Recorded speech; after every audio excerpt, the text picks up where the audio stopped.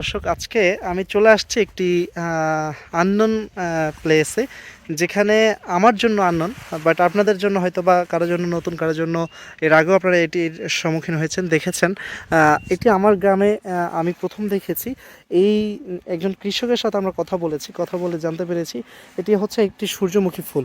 এই সূর্যমুখী ফুল দ্বারা একটি তৈল তৈরি করা হয় সাধারণত, এবং এটি যেই সাইজটা আপনারা দেখতে পাচ্ছেন, এই সাইজটা এখন বিগ সাইজ।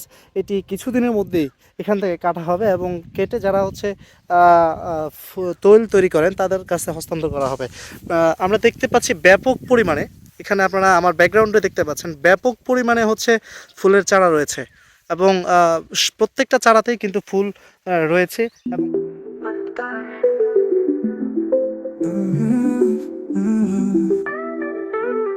फूलों की गली में रंग बिखर जाते हैं, झरनों की सरगम में सपने निखर जाते हैं।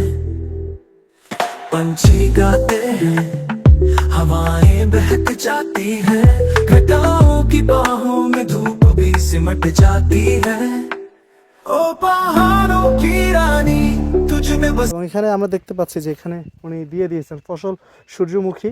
প্রদর্শনী স্থাপনের তারিখ 20/12/2024 এবং জমির পরিমাণ 50%। কৃষকের নাম মরিয়ম বেগম, এবং সবচেয়ে ইন্টারেস্টিং বিষয় হচ্ছে এটি যিনি করেছেন তিনি হচ্ছে একজন ফিমেল পারসন, তিনি এটা করেছেন, এবং তার নাম হচ্ছে মরিয়ম বেগম। তিনি তার হাতের নিখুঁত কারিগরির মাধ্যমে এই সূর্য ফুল বাগানটি তৈরি করেছেন। এবং আমরা আরও যদি দেখি, है कहानी हर मोड़ पर मिलती है नई रवानी, तेरी वादियों में बसता है जादू, প্যাটার্ন শুরুর তারিখ থেকে खो जाए तुझ में भूल जाए हर अपना सांस। ইন্টারেস্টিংভাবে সুন্দরভাবে বানানো দেওয়া রয়েছে।